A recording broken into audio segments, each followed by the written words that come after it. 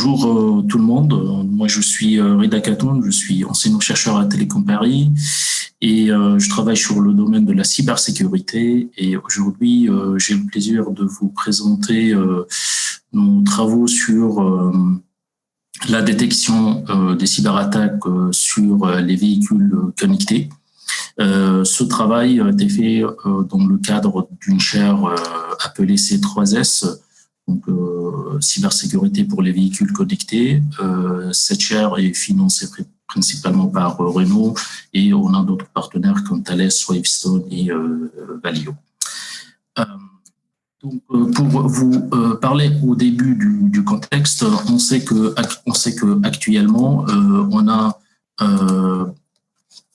beaucoup d'accidents sur les routes, sur les autoroutes. L'objectif des autorités était depuis 2010, c'est de diviser le nombre de morts par deux.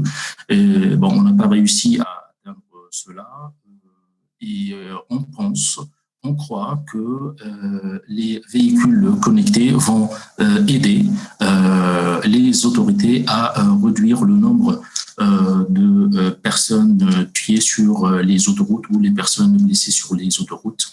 Aux États-Unis, le National Safety Council a publié récemment qu'il y a 21 400 personnes qui ont été tuées dans les premiers 6 mois de 2022 aux États-Unis. Et le coût de blessés, le coût des accidents a été estimé de 300 milliards de dollars par an. Et les congestions ou les embouteillages ont coûté autour de 124 milliards de dollars. Pour cela, à cela s'ajoutent les problèmes d'environnement, les problèmes de pollution. Donc, pour éviter ces accidents, il y a plusieurs stratégies. L'une des stratégies, c'est de développer des véhicules connectés afin de transmettre aux conducteurs des informations très utiles. Et on estime que si on envoie une information concernant les embouteillages ou concernant les véhicules qui sont devant nous ou autour de nous à un conducteur, et une demi-seconde ou une seconde avant, on peut éviter un accident. Donc pour cela, l'objectif de l'Union européenne et les États-Unis, c'est de réduire le nombre de morts sur les autoroutes ou bien sur les routes par 2 d'ici 2030. C'est dans ce contexte-là qu'on a vu le développement de la technologie des véhicules connectés et le développement des CITS ou Cooperative Intelligent Transport System. Et les véhicules connectés se sont développés récemment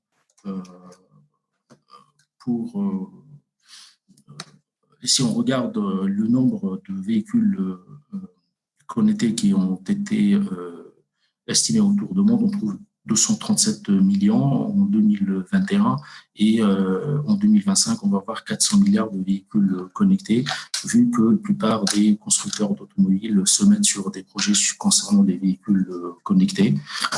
Donc, on note par exemple Renault, Peugeot, Mercedes, BMW, Tesla. Et ces véhicules connectés vont recevoir des informations de la part des véhicules connectés ou de la part de l'infrastructure qui est gérée par les opérateurs, et ces véhicules vont être équipés par des équipements qui ont des technologies 4G, 5G ou d'autres technologies spécifiques aux véhicules connectés. Ces véhicules font, on va dire, les véhicules connectés ont plusieurs types de communication, soit d'un véhicule à un autre, soit véhicule à l'infrastructure, où on a aussi ce qu'on appelle l'infrastructure au véhicule. dans le sens où on envoie les informations par les véhicules à un centre de traitement, et dans le centre de traitement, on fait de l'analyse et ensuite on envoie l'information à l'utilisateur. Les messages qui sont utilisés, c'est en fait le véhicule envoie toujours ou bien en permanence des messages qui s'appellent des messages CAM, comme vous voyez ici, des messages qu'on appelle des messages d'awareness pour envoyer par exemple des informations concernant la vitesse, les coordonnées, ainsi de suite. Et on a des messages d'alerte qu'on les appelle des messages d'ENEM. Ces messages concernent les accidents, les travaux sur les routes, ainsi de suite. Et on peut utiliser dans ce contexte les différentes technologies, comme je dis pour la communication sans fil, 4G, 5G ou technologie Ethernet entre les différents équipements utilisés. Alors, quels sont les messages qui sont... bien, pourquoi on envoie ces messages? On a les messages les plus utilisés, c'est les messages CAM et DNM, pour dire qu'il y a par exemple des travaux sur qu'on a pris un mauvais chemin, il faut changer le chemin, pour dire qu'il y a de salting sur l'autoroute, pour dire qu'il y a de la neige, par exemple, à telle distance, pour envoyer des messages aux différentes personnes qui travaillent sur l'autoroute, par exemple, sur les chantiers, concernant un véhicule qui s'approche ou un danger. Et tous ces, on va dire, ces cas d'usage sont possibles et sont actuellement développés et utilisés dans des scénarios de test par les différents constructeurs, comme je viens de vous le dire. Alors, donc on a ce mode de communication entre le véhicule et entre le véhicule et l'infrastructure, mais on a aussi la sécurité à l'intérieur du véhicule lui-même. Ça, c'est un autre sujet qu'on peut aborder. Alors, concernant alors là, c'est très bien, ça permet en fait, cette technologie permet aux véhicules d'envoyer des messages, mais cependant, la sécurité ou la cybersécurité est une question très importante. Et souvent, quand on développe une technologie ou un protocole, on essaye de réaliser certains services de cybersécurité, comme l'intégrité des données échangées et la protection de la vie privée et la protection de données. Et à cela s'ajoute l'authentification des différentes entités. On trouve que dans les véhicules connectés, on a des comportements anormaux qui dérivent de la nature des réseaux sans fil. Donc à cela, on peut citer à titre d'exemple les attaques de type déni de service, où on a un ensemble de véhicules qui attaquent par exemple le nœud qui est ici sur l'autoroute, qui va recevoir les messages des véhicules. On peut l'attaquer pour le faire tomber. On peut attaquer ou bien un véhicule, par exemple, pour l'empêcher de faire des communications. Donc, c'est ce qu'on appelle le déni de service. On peut aussi faire des injections des faux messages sur le réseau. Et il y a certaines attaques qui sont spécifiques aux véhicules, comme l'attaque sur l'identité. Ça veut dire envoyer un message avec une fausse identité. Et c'est ce qu'on appelle l'attaque du type Sybil.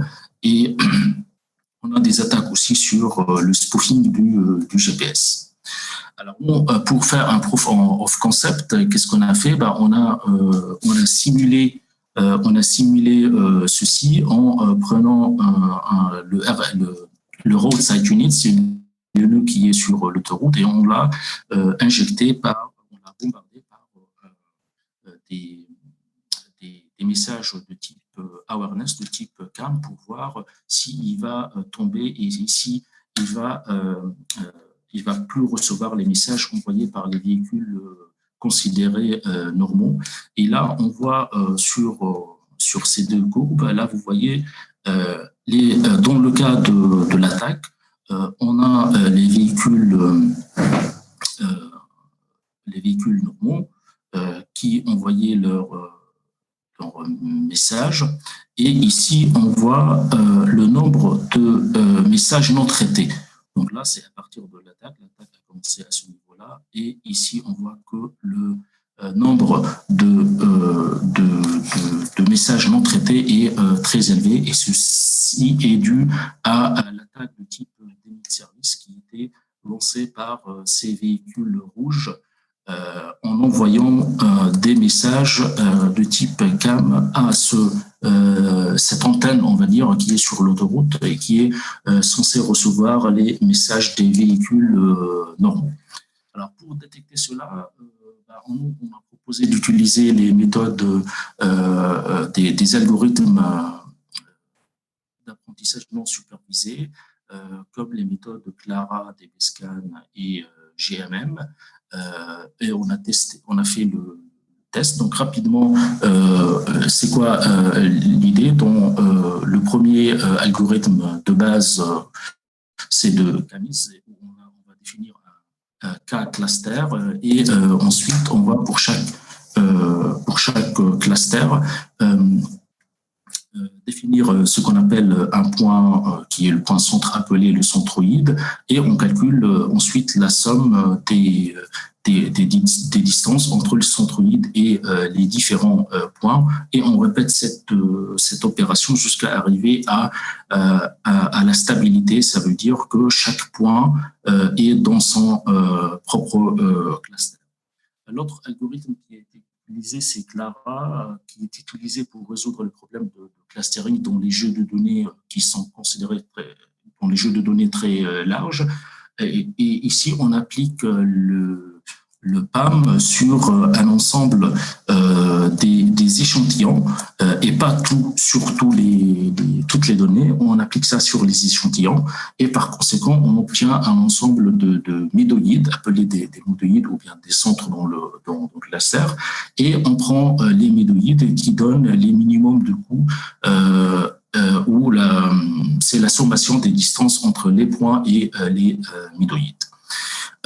L'autre algorithme qu'on a utilisé, c'était le DBScan, qui commence par un point aléatoire P, et si on trouve autour de ce point P des minimes points, ça veut dire des minimes points, dont le rayon epsilon, centré par P, on déclare que ce point est un point core. Et ensuite, pour construire les clusters, on teste chaque point dans le voisinage de P, et on ajoute au cluster formé tous les points core. Et le même processus sera répété à nouveau par un autre point non visé, ça veut dire un point non core point, avant ceci pour construire les autres clusters. Le GMM est une méthode probabiliste qui fait l'itération entre deux étapes appelées E-step et M-step. Donc, dans le E, on calcule la probabilité a posteriori ou le degré d'appartenance à un cluster pour chaque point. Dans les autres algorithmes, on calculait la distance. Ici, on calcule la probabilité que tel point soit dans tel cluster. Et dans l'étape M, on recalcule les paramètres de chaque cluster en se basant sur le résultat à l'étape E. Alors, qu'est-ce qu'on a fait pour évaluer notre approche de détection? On a pris un jeu de données appelé Vereni qui se base sur les protocoles qui sont standardisés, et on a récupéré des dizaines de milliers de messages CAM envoyés, où il y a des attaques de type civil, des attaques de type DOS, des attaques d'injection. Il y a plein d'attaques dans un scénario où on a des véhicules normaux et des véhicules anormaux. Et ensuite, on a appliqué ces différents algorithmes que je vous ai montrés et on voit ici sur les différents tableaux que dans le GMM, qu'on a une précision de 93% et de F-major pour ça veut dire c'est la précision, c'est en fait c'est la valeur qui représente le taux de sensibilité et la sensibilité de l'algorithme. Et on voit que le GMM représente sur les 3 scénarios que nous avons pris, ça veut dire des données mélangées, des données normales et avec des messages anormaux de différents types d'attaques, de types d'ennemis de service. On voit que le GMM est toujours de 0,95%, varie entre 94 et 95%. Donc cela signifie que on peut séparer les flux, ce qui est important parce que les messages de type DOS sont exactement comme les messages normaux. C'est-à-dire qu'il n'y a pas concrètement de différence. Si on prend un seul message de ce trafic DOS, bah, ça ressemble à un message classique. Et du coup, avec le GMM, ici, la figure à gauche montre les résultats de clustering de GMM avec les 2 clusters, données normales et données, données anormales avec les 3 types. Et l'autre figure représente 2 clusters, données normales avec deux types d'attaques. Donc, concrètement, notre objectif était de développer un système de détection d'intrusion qu'on va mettre au niveau on va dire de l'edge, ça veut dire au-dessus de ce qu'on appelle le roadside unit, ça veut dire l'antenne que je vous ai montré qui est sur l'autoroute, et de déployer ce moteur de détection basé sur le Probabilistic Model Based Clustering sur GMM qui va détecter s'il y a une attaque DOS sur les véhicules qui sont autour de cette antenne et qui va détecter s'il y a une attaque de type DOS contre les véhicules aussi ou contre l'antenne lui-même. On va tester d'autres méthodes, des méthodes de détection d'outliers ou des méthodes de machine learning classique. Et l'objectif, c'est de savoir pour chaque attaque quelle est la méthode efficace pour le détecter. Voilà, donc je vous remercie pour votre écoute.